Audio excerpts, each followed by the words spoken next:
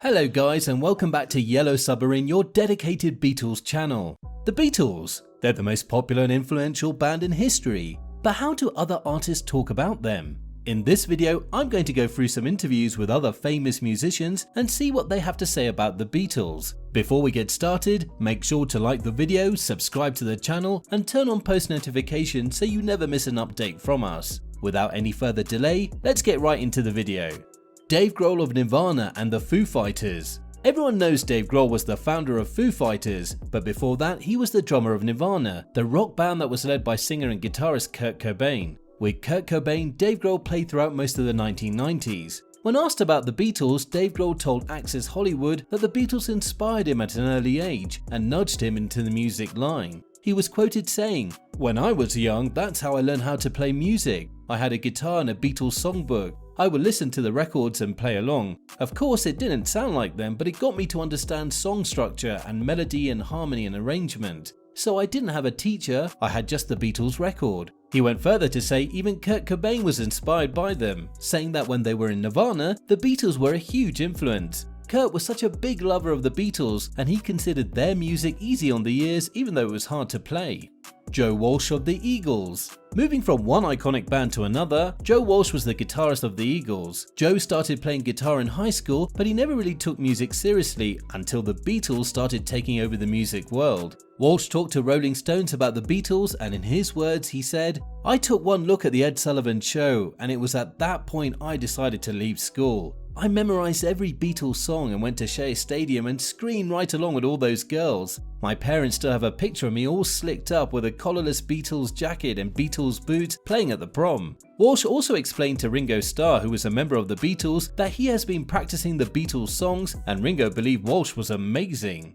Nancy Wilson. Going back to when the Beatles were the biggest bands in the music industry, all the girls wanted to be their girlfriends or wives. This, however, wasn't the case for Nancy Wilson and her sister Anne of Heart. Rather than be their partners, they wanted to be the Beatles. When Nancy talked with Believer, she started by saying she and Anne got struck by a bolt of lightning when they saw the Beatles on the Ed Sullivan Show. There'd been so much anticipation and hype about the Beatles that it was such a huge event, like the lunar landing. Anne and I heard the call to become rock musicians. I was 7 or 8 at the time. They were pushing hard against the morality of the time. That might seem funny to say now since it was in their early days and they were still wearing suits, but the sexuality was bursting out of the seams. They had crazy long hair and they seemed to us like the punks of the next generation. Right away, I and Anne started doing air guitar shows in the living room and faking English accents. It was pretty evident that Nancy and Anne wanted to be the Beatles or at least be in their shoes.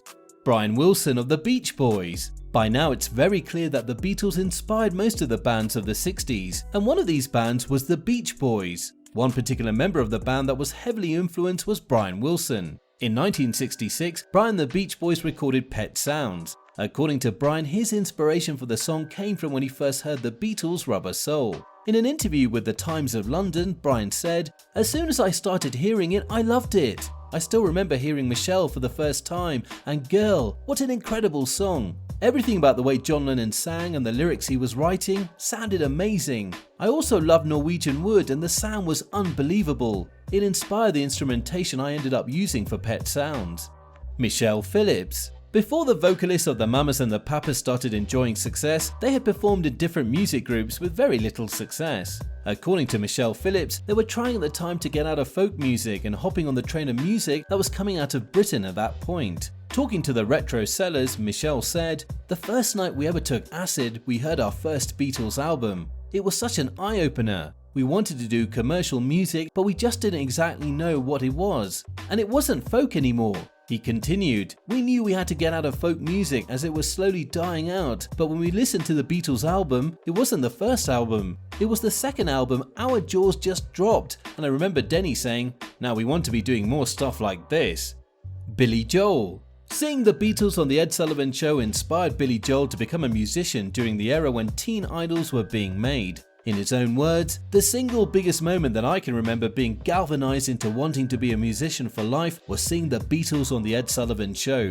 One of Billy Joel's most requested songs, theme from an Italian restaurant was also inspired by the Beatles. Billy Joel told the Republicans that the song was based on side 2 of Abbey Road. I think the Beatles all came in with individual song fragments and George Martin helped them sew it all together.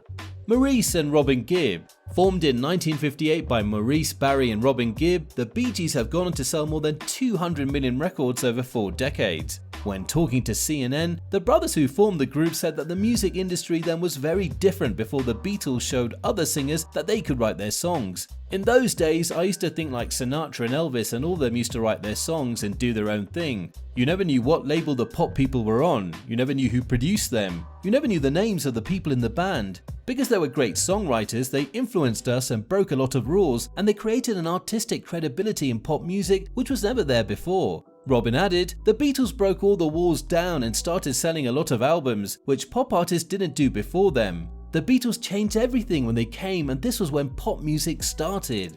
Gene Simmons. Most of you remember Gene Simmons, the lead singer and bassist of heavy metal's Kiss. Gene Simmons. Well, he was always a fan of the Beatles, and Liverpool was one place he had always wanted to play. This was because of the Beatles. I've been fascinated by the place ever since I heard the Beatles. There is no way I'd be doing what I do now if it wasn't for the Beatles. I was watching the Ed Sullivan Show and I saw them. Those skinny little boys, kind of androgynous, with long hair like girls. It blew me away that these 4 boys in the middle of nowhere could make that music. They spoke and I was like, what are these people talking like? We had never heard the Liverpool accent before. Gene Simmons continued by saying he became an Anglophile. I read up everything about the Beatles, who they were, where they came from. I learned about Liverpool, Rory Storm and the Hurricanes, Ringo's band and all of that. I followed their failures and successes. Of course, the Beatles were a band and I loved their music.